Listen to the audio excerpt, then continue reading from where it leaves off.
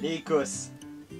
L'Écosse, ça a été mon premier voyage, ou disons même plutôt mon baptême du feu d'aventurier. Pour que la mémoire me revienne, je vais prendre la petite casquette que j'avais durant ce voyage. L'Écosse, c'est cette aventure où par naïveté, j'étais pas assez entraîné. J'ai emporté trop de choses dans mon sac à dos qui étaient beaucoup trop lourds pour moi. Je me suis très peu renseigné sur le pays et je savais qu'il parlait anglais, moi qui suis vraiment très mauvais en anglais, je savais qu'il parlait anglais, mais j'en ai pas pris conscience. Et quand je suis arrivé là-bas, eh ben, ça a été difficile parce que je me suis vraiment rendu compte que j'étais ni prêt physiquement, ni prêt moralement. Et là, tu pleures. Parce que une aventure, ça ne s'improvise pas. Cependant, eh ben, c'est un voyage qui m'a appris beaucoup et aujourd'hui je suis très content de l'avoir réalisé, je suis très content d'en avoir bavé parce que eh ben, c'est ce qui a fait de moi aujourd'hui un aventurier un petit peu plus aguerri. J'ai encore beaucoup de choses à apprendre, mais ce voyage-là, ça a été quand même ma base et je vais vous raconter l'histoire, plein de petites anecdotes et surtout des choses qu'il faut mieux éviter de faire. Tout d'abord, au niveau géographie, l'Écosse s'est située au nord de l'Angleterre. Lorsque je suis arrivé là-bas, j'ai fait mes premiers pas près d'un grand lac, au sud d'un grand lac qui s'appelle le lac Lomond. Et en fait, ce lac, eh ben, c'est le lac que je vais suivre pour ensuite continuer vers le nord. Alors, là, sur la vidéo, on ne le voit pas, on ne l'imagine peut-être pas, mais mon sac, il est très lourd. Il fait environ 17 à 18 kg avec l'eau. Et c'est beaucoup trop lourd pour moi, qui fait que 65 kg à l'époque. J'étais plus léger qu'aujourd'hui. Et très rapidement, bah, ce sac chargé de choses inutiles. Et alors, d'ailleurs, je vais quand même vous faire voir quelque chose. Devinez ce que c'est ça. Ça, c'était mon tapis de sol. Alors, ce tapis de sol se révèle être en fait une couette que j'ai pliée en deux et que j'ai enveloppée dans un draus. Et ouais les gars, je voulais quand même être dans le confort, vous comprenez? Eh ben j'en ai bavé parce que tous les matins, il était tout mouillé. Et bah, j'ai regretté parce que il se gorgeait d'eau, il était donc encore plus lourd jour après jour, vous voyez. Donc j'aurais dû simplement prendre un pauvre tapis de sol et surtout j'aurais dû m'entraîner à dormir sur du dur. Comme ça le choc aurait été moins difficile. Pour m'entraîner à porter ce sac, parce que je me suis quand même entraîné un petit peu pour cette aventure, mais c'est vrai que ça relève un petit peu de l'anecdote quand même. Je chargeais mon sac de bande dessinée. Hein, comme ça, bah, ça permettait d'arriver facilement à un poids d'environ 17 kg et je me suis entraîné quelques fois comme ça. Mais pas suffisamment et ça, je vais le payer assez cher. Première nuit bonne, mais grosse pluie à partir de 4 h du matin et du coup bah, j'ai dû tout remballer très rapidement à 7 h 30 parce que j'avais envie de partir et puis en plus de ça j'avais un peu froid, c'était très humide. Et ah d'ailleurs c'est ce jour-là que j'ai mangé ma première limace. Ouais, j'avais assez faim le matin, j'avais pas prévu beaucoup de choses à manger. Et là, ben, il y a une limace noire toute petite, grande comme ça, qui a croisé mon chemin. Et je me suis dit, bah voilà, ça va m'apporter quand même un peu de calories. Donc je l'ai bien lavé. Par contre, je vous déconseille de faire ça parce que, ou vraiment en condition de survie. Et si vous le faites, il est important de vider les intestins de l'animal parce qu'elle peut avoir des parasites sur elle, mais elle peut également avoir mangé des plantes qui sont peut-être toxiques pour nous. Donc ça, c'est vraiment à faire avec grande vigilance, très important. Mon objectif, c'est le Cap Wrath, tout en haut de l'Écosse. J'ai environ 500 km de montagne à parcourir, donc avec mon sac à dos. Donc c'est énorme et c'est en fait ça le problème, c'est que dès le premier jour déjà la nature va montrer un peu l'écran, hein, va se présenter à moi finalement parce que bah, il va simplement pleuvoir, faire froid et moi je vais être mouillé hein, parce que j'ai pas forcément encore les bons réflexes. Et puis bah, en fait ce défi d'aller jusqu'au Cap Wrath va devenir vraiment une prison mentale dès le deuxième jour où je me dis mais mince quoi, qu'est-ce que je fais là? J'étais venu là-bas en Écosse pour apprendre à mieux me connaître et là, eh ben, je suis pieds et mains liés à un défi bien trop élevé pour mon niveau de l'époque. Et je vais en baver là. Donc je vais faire ce qu'il ne faut pas faire. Je vais tracer, parce que je me dis, plus je vais tracer, plus je vais arriver vite. Et alors le premier jour, je fais 40 km. Un truc de fou, c'est vraiment ce qu'il ne faut pas faire. Mon riz il est en train de cuire, je reviens. D'ailleurs, j'ai une petite anecdote avec le riz, il faut absolument que je vous en parle. Donc le soir, en fait, j'arrive complètement épuisé au niveau d'une petite chapelle. C'est une petite chapelle où en fait on peut dormir à l'intérieur, mais de souvenir, il n'y avait plus de place. Ou alors le prix était trop cher, je me souviens plus trop.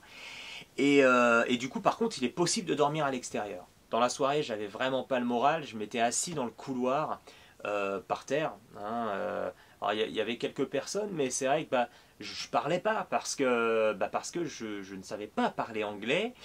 Et du coup, ouais, j'ai ressenti vraiment une grosse solitude. J'avais planté ma tente dehors, mais il pleuvait à plein temps, donc c'est vrai que j'avais pas trop envie d'aller me mettre dans la tente. Je préférais rester un petit peu au sec le temps que je pouvais le faire. Et à un moment, je me souviens, j'avais le regard dans le vide, et il y a quelqu'un qui s'arrête devant moi. Il y a deux jambes, elle s'arrête devant moi. Et cette personne me demande en fait quelque chose en anglais. Puis alors là, bon, je lui réponds pas. Enfin, je lui fais un signe de la tête, un petit peu timide. Et je dois lui dire non merci ou quelque chose comme ça. Et en fait, eh ben, elle va me répéter ce qu'elle m'a dit en anglais, mais en français. Et en fait, elle me propose simplement de boire un verre. De boire quelque chose de chaud. Et alors, c'est vrai que cette personne, je l'avais rencontrée le matin, et du coup, je la suis, quoi. Je la suis, et puis alors là, bon, on va un petit peu discuter. Elle parle bien français, même si ça se voit que ça fait longtemps qu'elle ne l'a pas parlé. Et là, je vais lui raconter tous mes malheurs, tous mes doutes, etc. J'ai dû la saouler, mais en tous les cas, pas tant que ça peut-être, parce que elle a fini par m'offrir en fait un plat chaud en plus de la boisson. Et du coup, on a parlé un petit peu peut-être personne aussi, enfin bref, une super soirée. Et franchement, souvent j'y repense à ça parce que je la connaissais pas cette personne. J'étais un étranger pour elle. Elle a vu que j'allais pas bien. Elle m'a offert à boire et à manger. Et grâce à ça, le lendemain, j'ai pu repartir boosté. J'oublie pas. Alors le lendemain, justement, j'ai tellement la niaque que j'ai la fierté en fait de dépasser tout le monde. Et puis à un moment, je me retrouve à l'intersection de deux chemins. Et donc il y a une route bitumée à gauche et puis un chemin en fait qui s'évade vers les montagnes à droite. Et j'ai regardé ma carte, voilà, une demi-heure, une heure. Et de souvenir, pas de problème, il faut aller vers la droite. Ça part dans les montagnes et puis en fait, en plus de ça, c'est un raccourci pour rejoindre un village, je me souviens plus du nom. Donc, ni une ni deux, je file vers la montagne. Et c'est vrai que bon, je me dis, c'est vrai que le sentier il est un peu curieux parce que j'ai plus l'impression que c'est le ruissellement de l'eau qui a créé le chemin. Mais bon, je fonce, c'est hyper raide, c'est un petit peu dangereux, mais j'ai de l'énergie, alors je gaze. Et puis de toute façon, mon but c'est vrai que c'est quand même de finir ce voyage très rapidement. Donc je fonce, je sais ce que j'ai à faire. Puis alors, j'arrive en haut, et puis là c'est magnifique parce qu'il y a les grandes montagnes des deux côtés, tout ça, l'herbe est assez rase, c'est très beau. Et du coup, à un moment quand même j'ai un petit doute. Alors bon, je veux boire un coup, donc je bois. Puis je regarde ma carte qui est dans mon sac. Et là, je dois blêmir.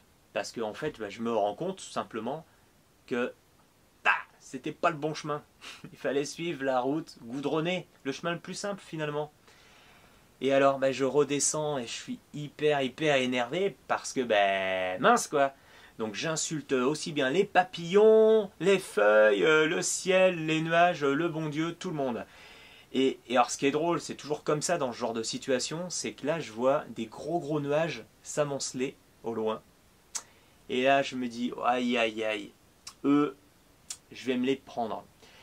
Et je me les suis pris. Et là, il se met à pleuvoir à plein temps. J'arrive en bas de la montagne. Mon pied il rentre en contact avec une flaque de boue. Et plaf, je me retrouve le derrière dans la boue. bien grasse, bien collante en plus.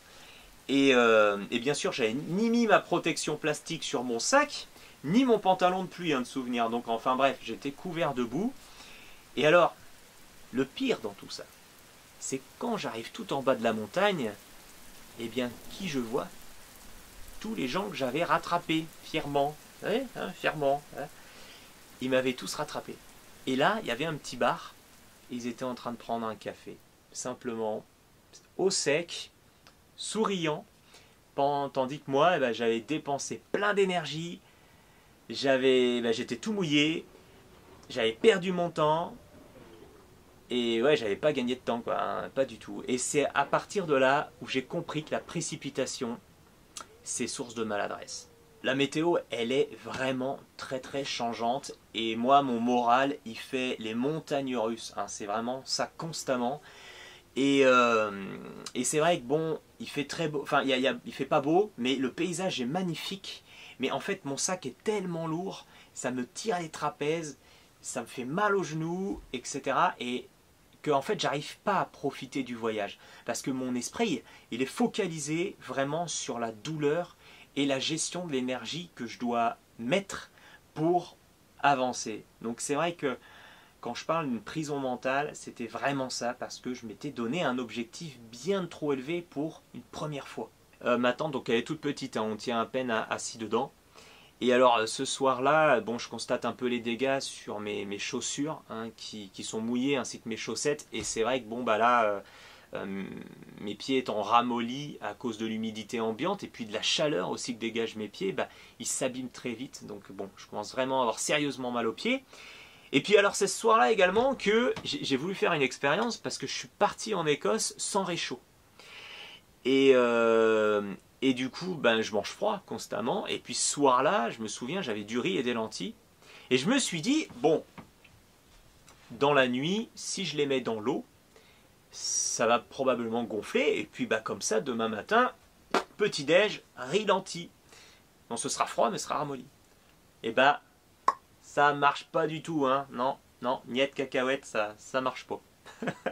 Et c'est vraiment pas bon. Les montagnes noires, ça restera l'endroit le plus sinistre que j'ai vu là-bas en Écosse. Alors, petit passage.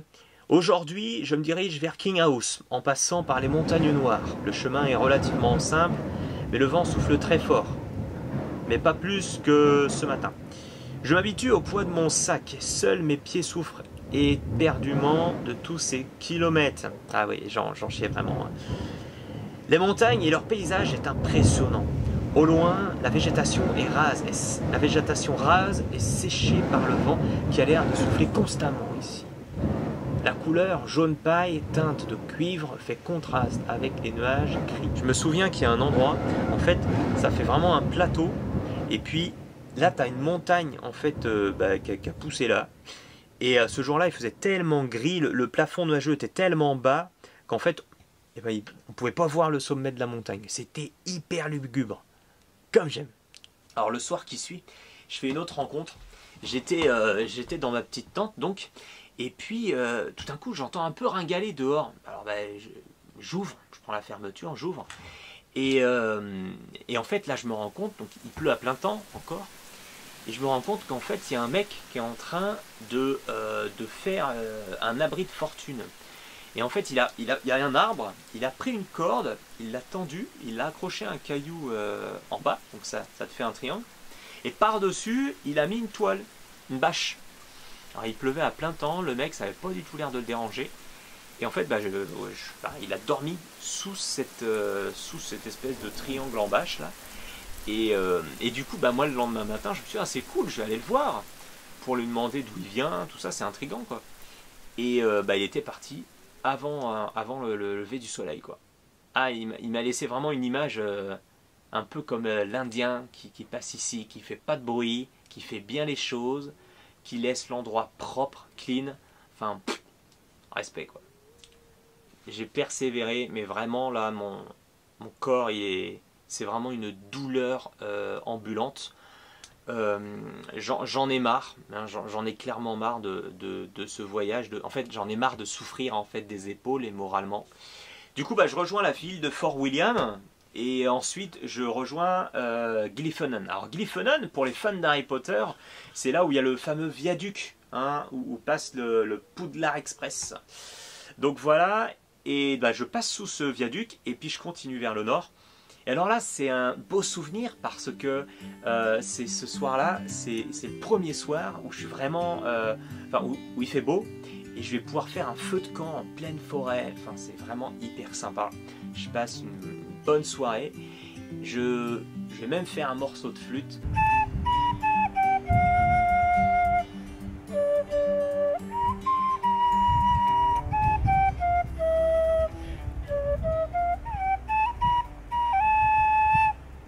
Bon, je me suis pas amélioré depuis, hein. Du coup, le lendemain, en fait, je continue mon chemin vers un col que je vais baptiser le col au vent fort. Donc je me souviens, il y a beaucoup de vent et il fait vraiment pas beau encore ce jour-là. Et j'arrive au sommet et là, en fait, je vois l'autre versant de la montagne et je prends peur parce qu'il n'y a plus de chemin. Enfin moi en tous les cas le sentier je le vois plus, déjà qu'il n'y avait pas de traces vraiment humaines, là je vois plus rien. Et dans ma tête, bon, ça fait le tour quoi, parce que ben, j'ai hyper mal aux genoux, j'ai vraiment mal aux chevilles, mes pieds sont abîmés, enfin bref. Voilà quoi, je me sens vraiment pas bien et surtout ben, j'étais pas prêt psychologiquement à affronter ça. Donc voilà, il y a plusieurs facteurs ici à ce moment-là qui vont me faire ok, on arrête. J'ai tourné les talons. Quand j'ai décidé de rentrer, j'étais forcément très déçu et surtout, c'est vrai que j'ai trouvé beaucoup d'excuses, hein, des excuses justifiées, hein, mais au fond de moi, simplement, je savais que je m'étais juste donné un objectif trop élevé et je m'étais pas entraîné pour ça par expérience en fait. J'avais pas l'expérience suffisante. On m'a souvent cité cette super phrase de Nelson Mandela qui dit « Soit je gagne, soit j'apprends ». Et alors, c'est vrai qu'elle fait du bien cette phrase, parce que finalement, le problème dans une expérience, c'est de ne pas apprendre d'elle.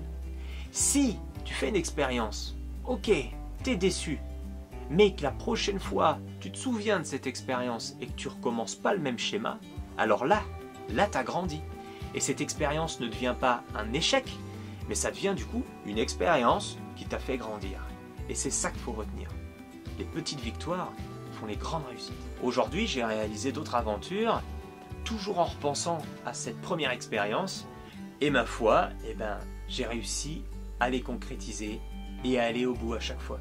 Alors, ce voyage, il a donné lieu à mon premier roman également, qui s'appelle Isaac, plume de coucou. Alors en fait, c'est un roman qui retrace de manière assez fidèle tout ce que je vous ai raconté avec les anecdotes. Il y en a encore plein d'autres à l'intérieur, donc si ça vous intéresse de poursuivre l'aventure, eh ben, il ne faut pas hésiter. Si cette petite vidéo vous a plu, n'hésitez pas à vous abonner à la chaîne, hein. Il y en aura probablement d'autres, des petites vidéos, des souvenirs comme ça d'expédition. Et puis ben, je vous souhaite une bonne soirée et surtout, faites de beaux rêves. Ciao.